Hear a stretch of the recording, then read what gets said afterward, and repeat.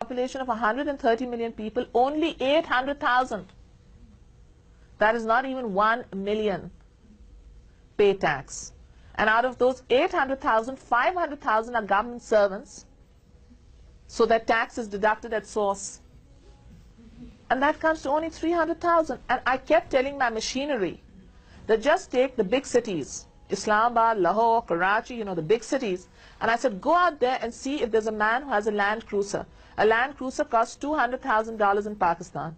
If he has a Land Cruiser, he should be paying tax. I said, go out and see who has a house that is built on more than 1,000 square yards. I don't know what square yards used here, or Yeah. 1,000 square yards. I said, if you can afford to have a house on 1,000 square yards, you can afford to be paying tax. But the machinery would not act. And then I said, let's privatize taxation. And when I said, let's privatize taxation, because somebody came up to me with a proposal and said that you give me a market. There was a market in a city called Lahore, and they said, you give me market, and I will sign an agreement with you that I will give you 30 times more revenue than you are presently collecting. So I said, that sounds good. And as soon as I said it, they said, it's corruption. Why aren't you having a tender? Now, in a tender, anybody can come forward. I have no guarantee that they're really going to give me 30 times more or not. Somebody who's come up with the idea, who's been innovative enough, taken the initiative, should be rewarded for their innovation or their initiative. So in Pakistan, it's a lot of gridlock, you know. Even if you have ideas, how do you break through? And I think the first thing that we needed, which I wanted to do, I said, in my third year in office, you know, because the first year I thought the bureaucracy is going to do it for me. So in my third year of office, I said, why don't I get university students? Or why don't I get the police? Or why don't I get a team of people together to go house to house and come back and say who's a taxpayer and who's not a taxpayer? And then I introduced something called the national tax number. And I said, everybody must pay the national tax, have a national tax number. And I said, anybody who does not have a national tax number and goes to buy a car, which costs $100,000, will have to pay a 15% as a fine, because that means they have enough money to be paying tax. And I said, anybody who wants to fly to America, which costs about $5,000 round trip, which is a lot of money for Pakistan because we have purchase power parity and all that, I said they should be paying tax. Well, as soon as I went, they changed it, because I had said that if I was buying and I showed my card, I was exempt. So they said that you could buy as long as I showed my card, you'd be exempt. So obviously you're not collecting taxes.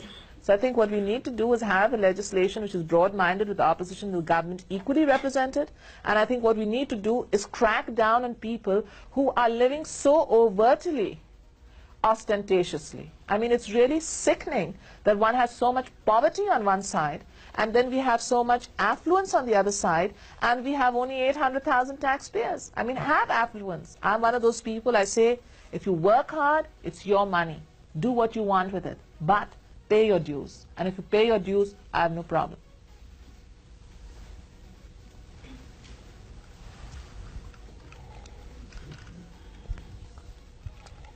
Do you believe it's possible for women to attain equality in the Muslim world? And what do you foresee for women's rights in Pakistan? You've obviously done a lot to advance the cause of women in your country. I think Pakistan is today absolutely a different country from before it was when I became Prime Minister. Not because I think my victory was a victory not only for my party, but it was a victory for working women in Pakistan.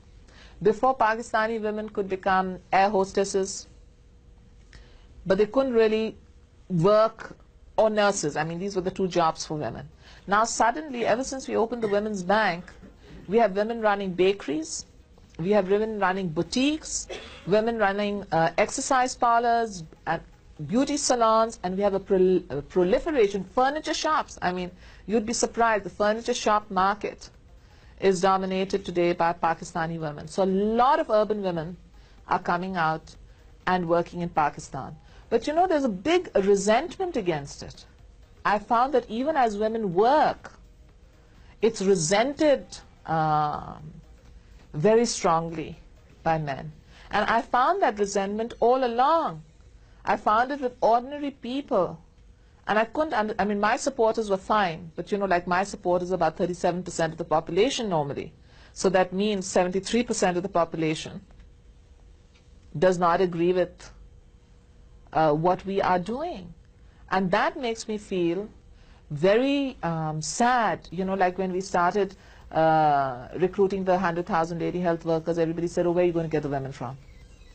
They're not women. And then they're always putting down women. In terms of jobs, women are being put down. In terms of promotion, women are being put down. And women have to work longer hours and harder hours to prove that they're equal to a man. And when my government was overthrown, I found the people who were targeted were the women.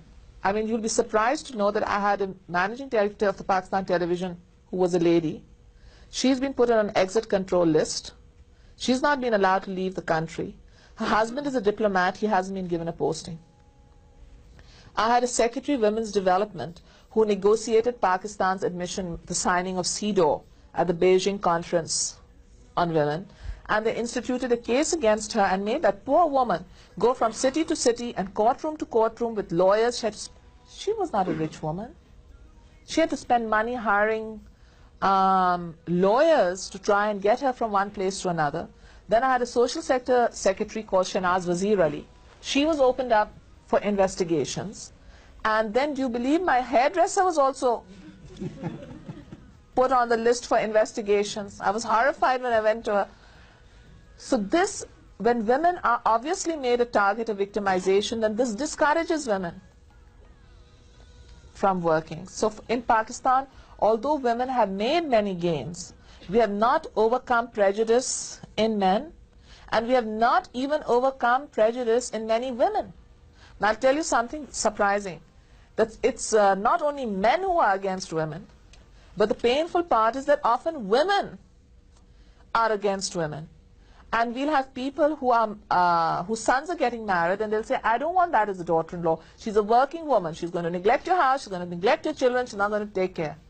So, you know, it seems a very strange battle that women fight, and sometimes a very lonely battle, because one would expect that men in traditional roles would oppose a woman, but it's also women who sometimes oppose, and I think the opposition from women is more hurtful.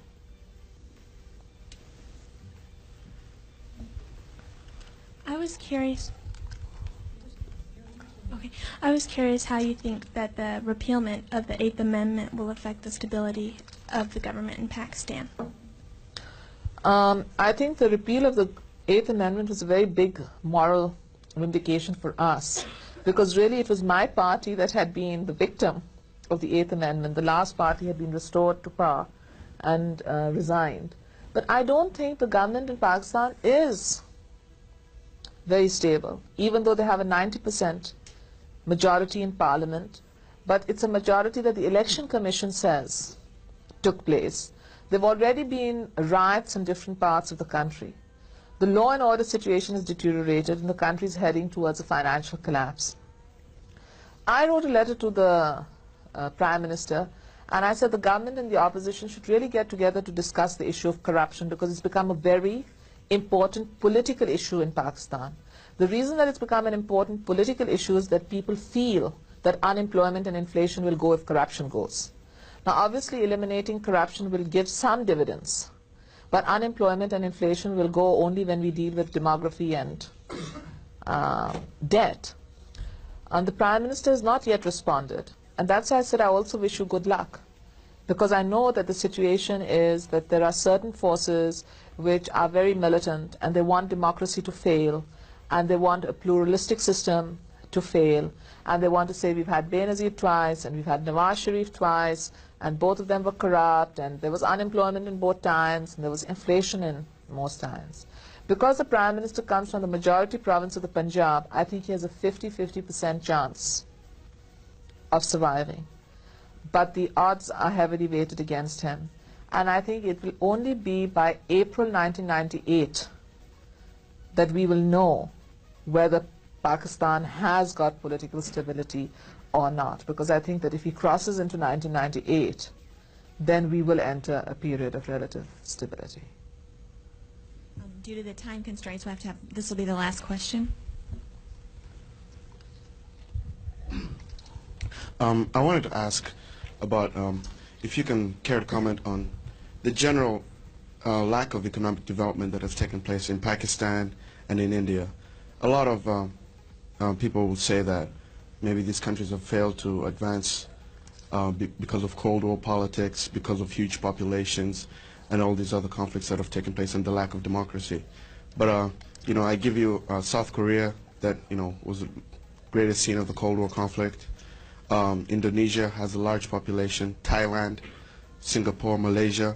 All of these countries have had, I mean, they've not been the most open or democratic societies. Yet the living standards, the poverty has been taken away in such, over the last 50 years, it's an economic miracle.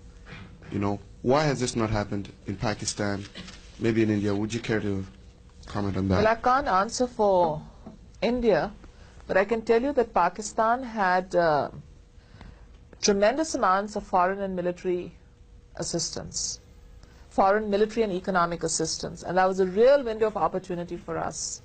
But unfortunately, because the economic assistance we got and the military assistance we got was during the period of military dictatorship, there was a neglect of the social indicators.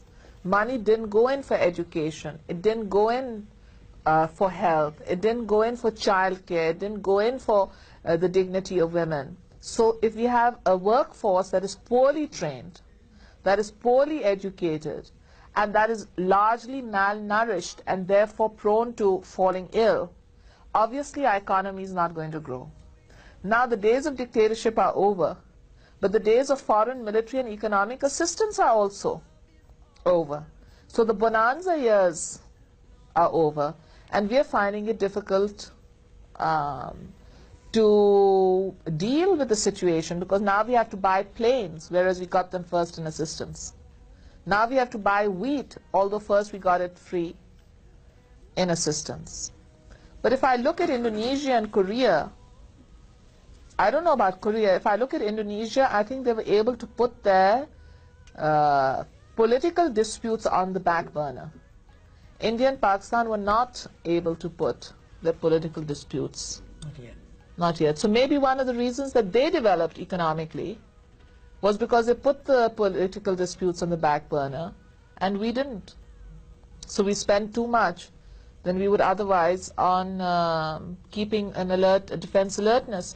But I think that the primary reason that Pakistan stayed backward was a lack of human resource development. And I think even today people don't understand the importance of human resource development. I think even today they're paying too little attention to sewerage, drainage, education, health, and technological training. We have people who come out with degrees in geography and history. But in Pakistan, we have to import labor for carpentry, for mechanics, for stone cutting, and for the services industry. So we've got to understand the market, and we've got to try and train our people to meet the demands of the market. Could you answer that question and help me out on why the others have done so well and we haven't? Well, in terms of South Asian politics, I think the hostility between India and Pakistan is a major factor. I mean, I wish the subcontinent would never have been partitioned. I can visualize, well, Madam Prime Minister, then you would have been the Prime Minister. Heart attack, so don't worry. Then you would have been the Prime Minister of India.